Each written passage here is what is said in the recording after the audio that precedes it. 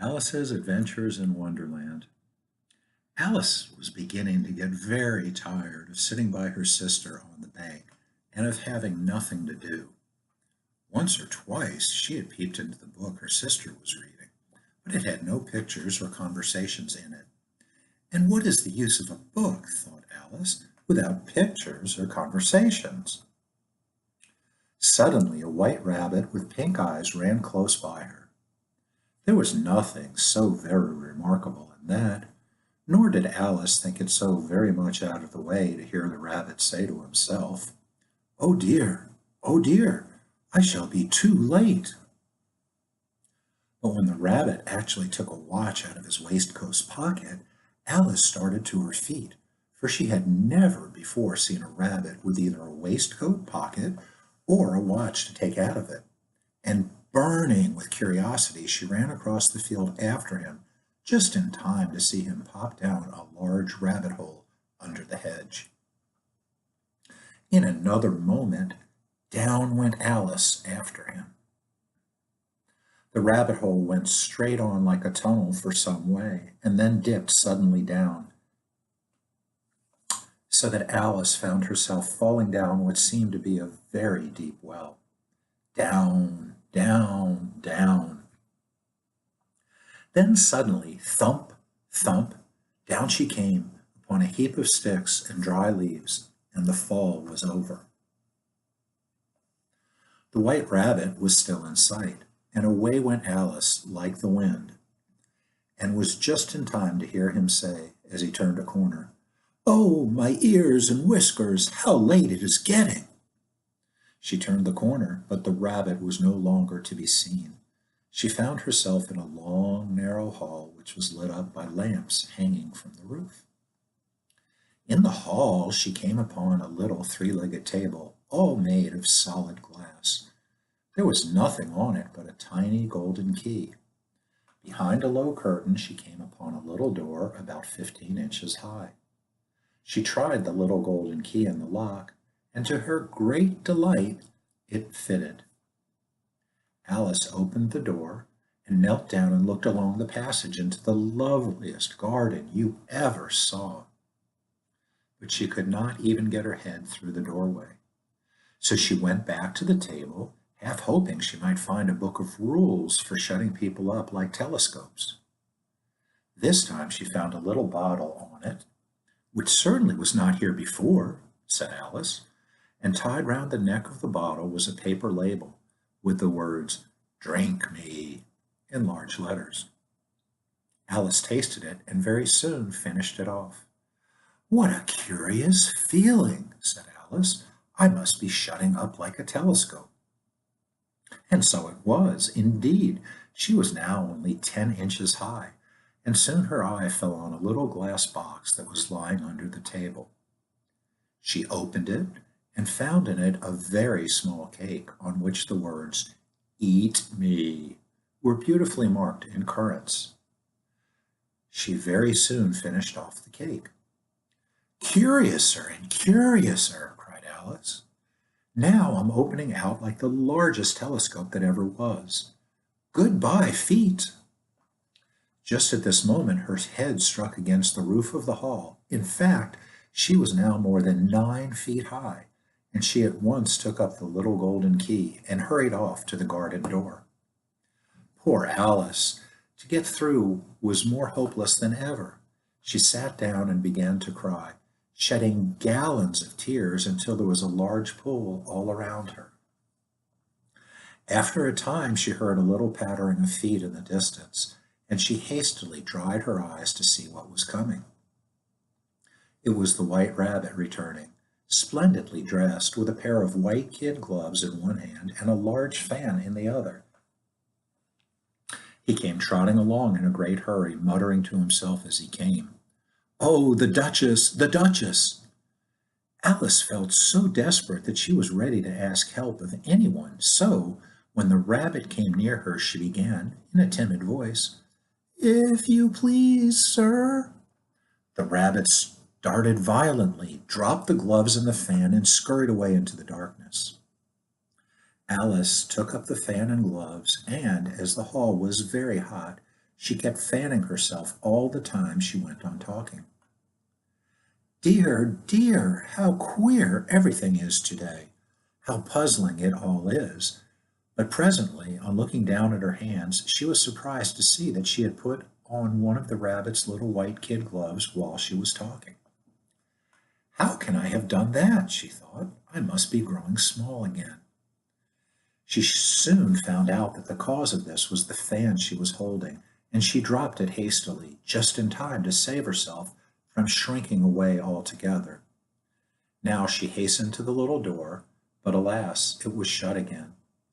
I declare it's too bad that it is, she said aloud, and just as she spoke, her foot slipped, and in another moment, splash, she was up to her chin in salt water. It was the pool of tears she had wept when she was 9 feet high. The pool of tears. Just then she heard something splashing about in the pool a little way off, and she swam nearer to make out what it was. She soon made out that it was only a mouse that had slipped in like herself. She began, "Oh, mouse, do you know the way out of this pool?" The mouse said nothing. Perhaps it doesn't understand English, thought Alice. I dare say it's a French mouse. Come over with William the Conqueror. So she began again, Où est ma chatte? Which was the first sentence in her French lesson book. The mouse seemed to quiver all over with fright. Oh, I beg your pardon, cried Alice. I quite forgot. You don't like cats. The pool by now was getting quite crowded with the birds and animals that had fallen into it. There were a duck and a dodo, a lory and an eaglet, and other curious creatures. Alice led the way, and the whole party swam to the shore. A very queer-looking party of dripping birds and animals now gathered on the bank of the pool of tears. The mouse tried to dry them by telling them frightfully dry stories from history. Then the dodo proposed a caucus race. They all started off when they liked and stopped when they liked.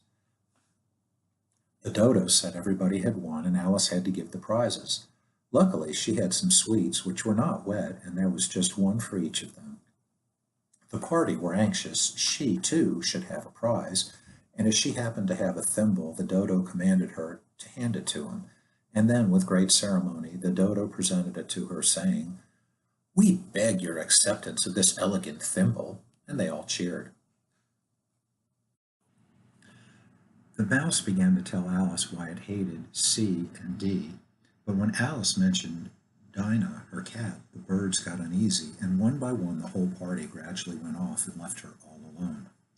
Just when she was beginning to cry, she heard a pattering of little feet.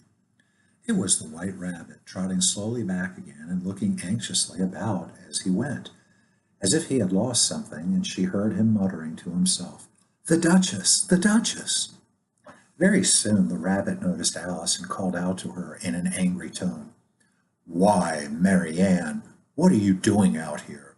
Run home this moment and fetch me a pair of gloves and a fan. Quick, now! Alice ran off as hard as she could and soon found herself safe in a thick wood. Advice from a caterpillar.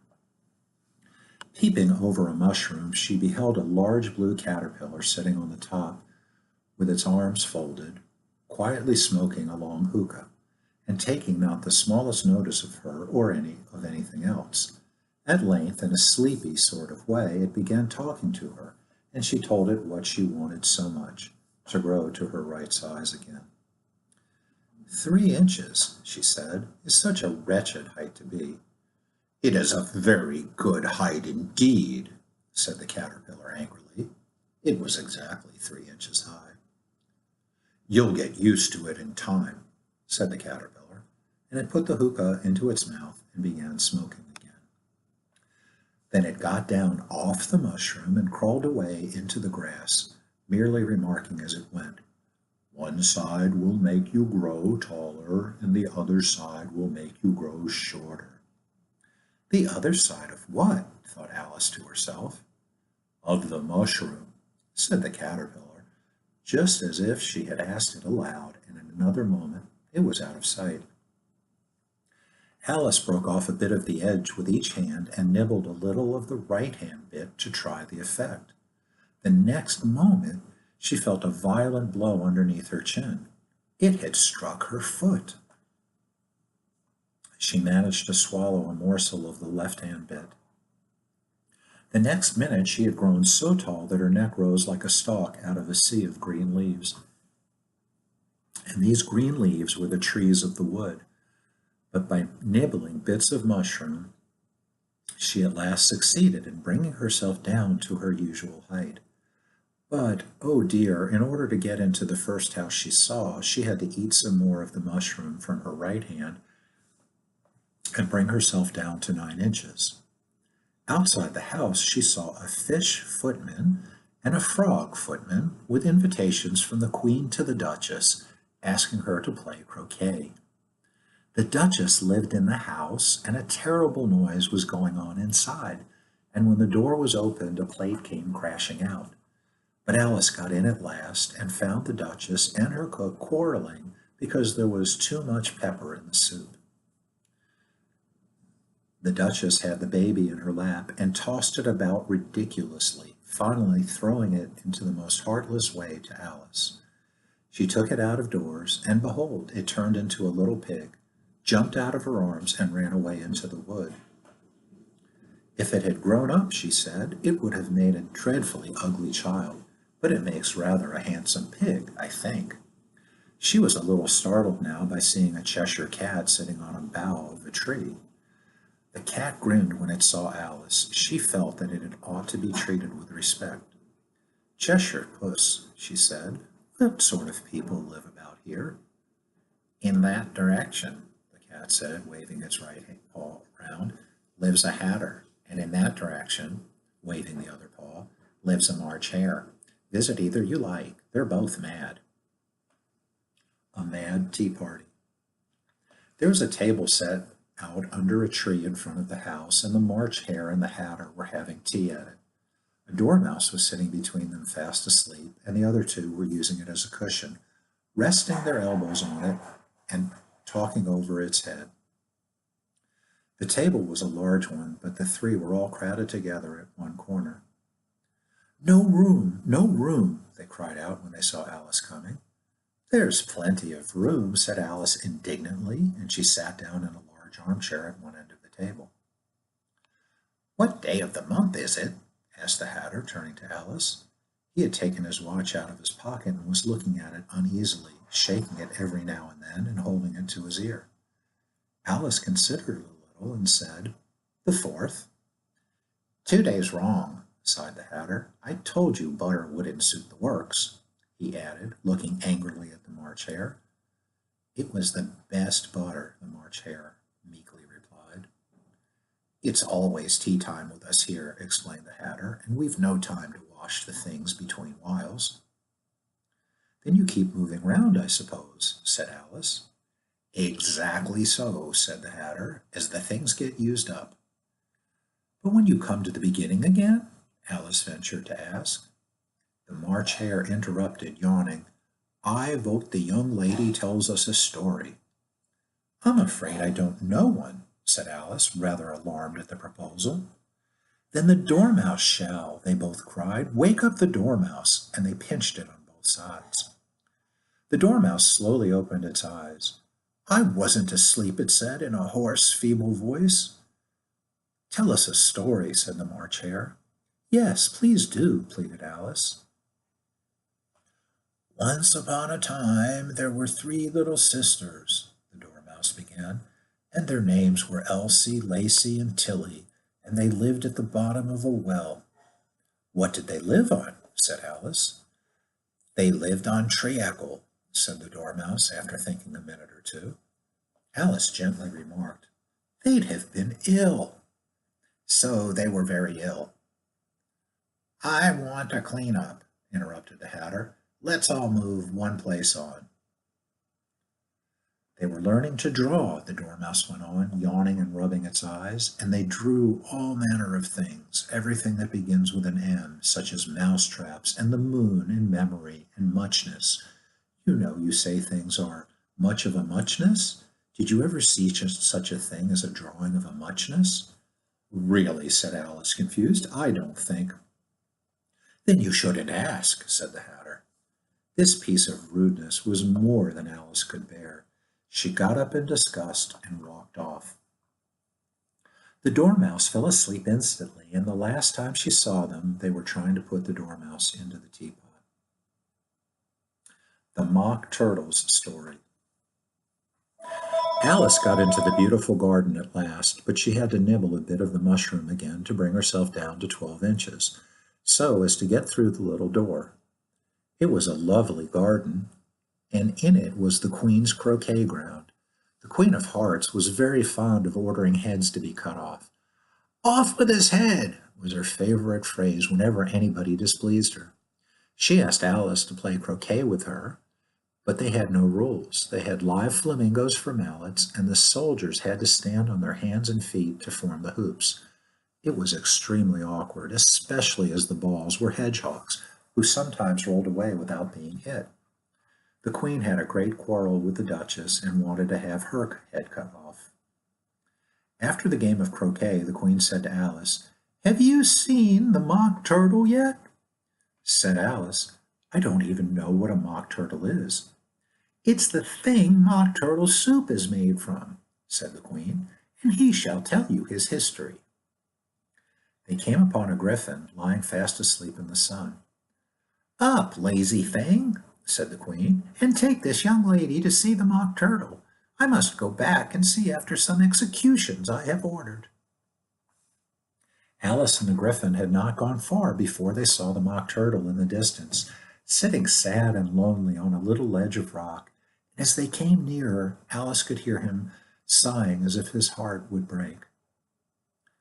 "This here young lady," said the Griffin, "she wants for to know your history." "Once," said the Mock Turtle at last, with a deep sigh, "I was a real turtle. When we were little, we went to school in the sea. The master was an old turtle. We used to call him Tortoise." "Why Tortoise, if he wasn't one?" Alice asked. "Because he taught us," said the Mock Turtle angrily. "Really, you are very dull. We had the best of educations, reeling and writhing, of course, to begin with, and then the different branches of arithmetic, ambition, distraction, uglification, and derision." "I never heard of uglification," Alice ventured to say. "Well, then," the Griffin went on, "if you don't know what to uglify is, you are a simpleton." Alice said, "What else had you to learn?" "Well, there was mystery," the Mock Turtle replied, counting out the subjects on his flappers. "Mystery, ancient and modern, with steography, then drawling. The drawling master was an old conger eel that used to come once a week. He taught us drawling, stretching, and fainting in coils. The classical master taught laughing and grief." "And how many hours a day did you do lessons?" said Alice in a hurry to change the subject. 10 hours the first day, 9 the next, and so on." "What a curious plan!" exclaimed Alice. "That's the reason they're called lessons," the Griffin remarked, "because they lessen from day to day." "That's enough about lessons," the Griffin interrupted. "Tell her something about the games." The Mock Turtle sighed deeply and drew the back of one flapper across his eyes. "Would you like to see a little of a lobster quadrille?"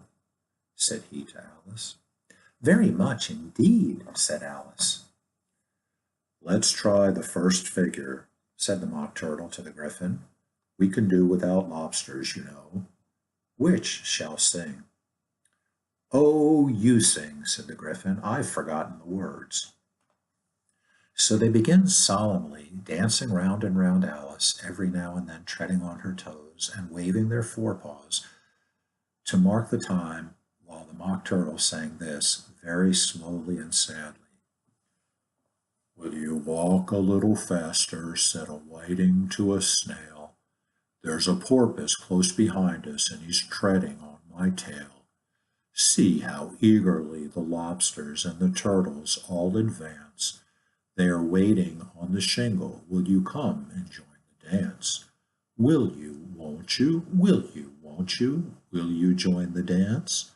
Will you, won't you? Will you, won't you? Won't you join the dance?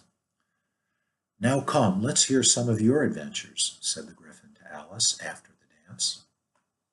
So Alice began telling them her adventures from the time when she first saw the White Rabbit.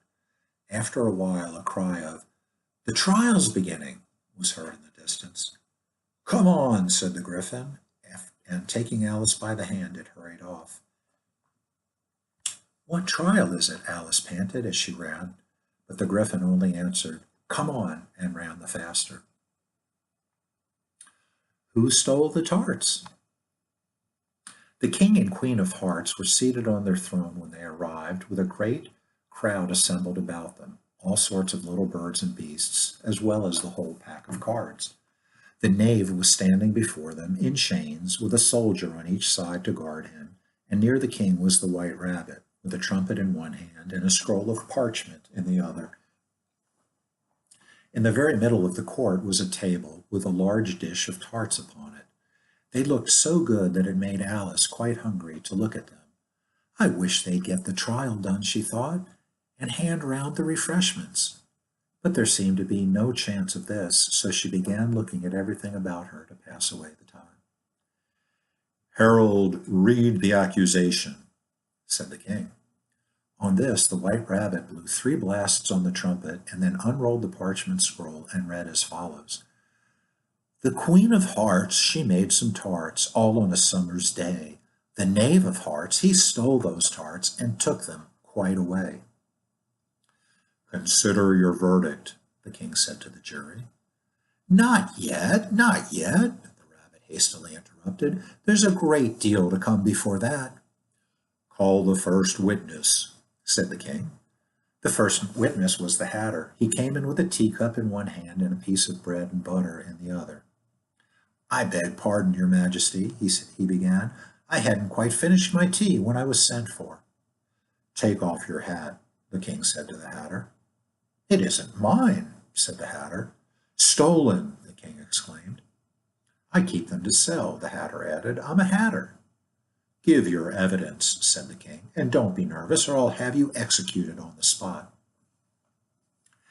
Just at this moment, Alice felt a very curious sensation, which puzzled her a good deal until she made out what it was. She was beginning to grow larger again. "I'm a poor man, your majesty," the Hatter began in a trembling voice. "Only the March Hare said—" "I deny it," said the March Hare. "Just take his head off outside," the queen said to one of the officers, but the Hatter was out of sight before the officer could get to the door. "Call the next witness," said the king. Imagine her surprise when the White Rabbit read out at the top of his shrill little voice the name Alice. "Here!" cried Alice, quite forgetting how large she had grown in the last few minutes. She jumped up in such a hurry that she tipped over the jury box with the edge of her skirt, upsetting all the jurymen onto the heads of the crowd below. And there they lay sprawling about, reminding her very much of a globe of goldfish she had accidentally upset the week before. "Oh, I beg your pardon," she exclaimed, and began picking them up again as quickly as she could. "What do you know about this business?" the king said. "Nothing," said Alice. "That's very important," the king said, turning to the jury. They were just beginning to write this down on their slates when the White Rabbit interrupted. "Unimportant, your majesty means, of course," he said in a very respectful tone. Presently the king, who had been for some time busily writing in his notebook, called out, "Rule 42, all persons more than a mile high to leave the court." Everybody looked at Alice. "I'm not a mile high," said Alice. "You are," said the king. "Nearly 2 miles high," added the queen. "Well, I shan't go at any rate," said Alice. "Besides, that's not a regular rule. You invented it just now." "It's the oldest rule in the book," said the king. "Then it ought to be number 1, said Alice. The king turned pale and shut his notebook hastily. "Consider your verdict," he said to the jury in a low, trembling voice. "No, no," said the queen. "Sentence first, verdict afterwards." Stuff and nonsense, said Alice loudly. The idea of having the sentence first. Hold your tongue, said the Queen. I won't, said Alice. Off with her head, the Queen shouted at the top of her voice. Nobody moved. Who cares for you, said Alice. She had grown to her full size by this time. You're nothing but a pack of cards. At this, the whole pack rose up into the air and came flying down upon her. She gave a little scream and tried to beat them off, and found herself lying on the bank, with her head in the lap of her sister, who was gently brushing away some dead leaves that had fluttered down from the trees on her face. Oh, I've had such a curious dream, said Alice. The end.